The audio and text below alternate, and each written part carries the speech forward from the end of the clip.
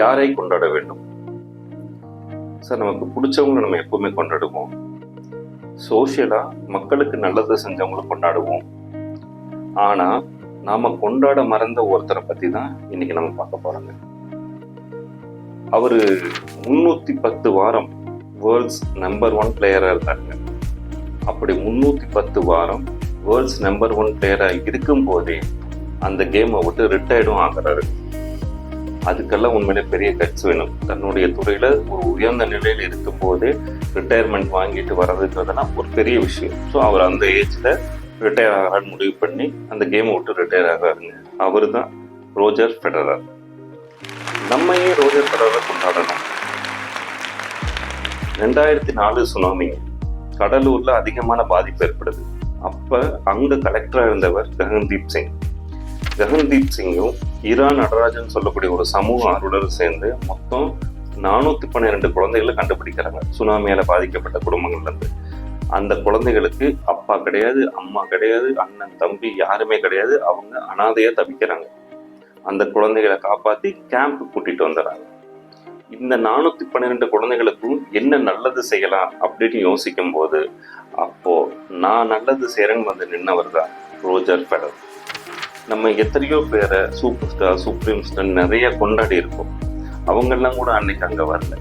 எங்கேயோ சுவிஸ் நாட்டில் பிறந்த ஒருத்தருக்கு தமிழ்நாட்டுக்கு கூடிய நம்ம குழந்தைகளோட வழி புரிந்து அவர் அங்கிருந்து இங்கே வந்து நிற்கிறாரு. சார், அவர் அப்படி வந்து நிற்கும் போது அவர்கிட்ட கேட்கப்பட்ட கேள்வி, உங்களுக்கு எத்தனை குழந்தைகள்? நீங்க இன்ன வரைக்கும் அவர்கிட்ட எப்ப கேட்டாலும் தனக்கு 17 குழந்தைகள் சொல்லுவார். அவருக்கு 2 ட்வின்ஸுங்க, ஒரு ஆண் ட்வின்ஸும் பெண் ட்வின்ஸ், மொத்தம் 4 குழந்தைகள். ஆனா அவர்கிட்ட நீங்க எப்ப கேட்டாலும் தனக்கு 17 குழந்தைகள் தான் சொல்லுவாரு. ஏன்னா 13 பெண் குழந்தைகளை அந்த கேம்ப்ல இருந்து தத்தெடுத்து அவங்களோட நல்வாழ்க்கைக்காக செலவு செஞ்சுட்டு இருக்கிறாரு. அதுக்கப்புறமா இந்த 13 குழந்தைகளுக்கு தேவையான எல்லா விஷயங்களும் செஞ்சு முடிச்சதுக்கு அப்புறம் இன்னும் நான் ஏதாவது பண்ணணுமா அப்படின்னு கேட்கும்போது அந்த ககன்தீப் சிங் சொல்றாரு, மிச்சம் இருக்க குழந்தைகள் தங்கறதுக்கு ஒரு நல்ல விடுதியும், அவங்க இப்போ பொது கழிப்பிடத்தை யூஸ் பண்ணிட்டு இருக்கிறாங்க, அவங்களுக்கு ஒரு டாய்லெட்டும் கட்டி கொடுங்கன்னு கேட்கிறாரு.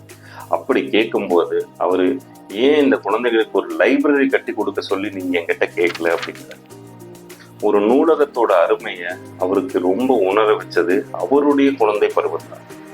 ரோஜர் ஃபெடரர் சின்ன குழந்தையா இருக்கும்போது டிஸ்லெக்சியா நோயினால பாதிக்கப்பட்டவர். அதாவது பேச்சு திறன் சரியா இருக்காது, எழுத்துக்களை கூட்டி படிக்கிறது அவங்களுக்கு ரொம்ப கஷ்டமா இருக்கும்.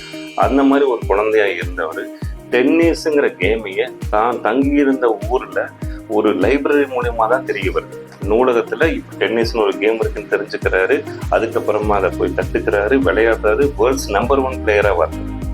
ஸோ நூலகத்தோட அருமையும் குழந்தைகளுக்கு நூலகத்தோட இம்பார்ட்டன்ஸையும் நீங்க ஏன் சொல்லித்தரல அப்படின்னு சொல்லி ககன்தீப் சிங்கையும் ஈரான் நடராஜனையும் கேட்கும்போது அவங்க அதுக்கப்புறமா அங்க அமைச்சது தான் சேவை நூலகம் சொல்லக்கூடிய இப்ப இருக்கக்கூடிய அங்க லைப்ரரி. நம்ம வாழ்க்கையில எப்பவுமே யாரை கொண்டாடணும், எப்படி கொண்டாடணும் புரிஞ்சுக்கிட்டு அந்தந்த நேரத்துல அவங்கள சரியான முறையில கொண்டாடணும்னா ரோஜர் ஃபெடரர் இன்னும் நிறைய பேர் குழந்தைகளுக்கு உதவி செய்யறதுக்கும் தன்னார்வ நிறுவனங்களுக்கு உதவி செய்யறதுக்கும் முன் வருவாங்க. அடுத்த பதிவுல சந்திக்கலாம்.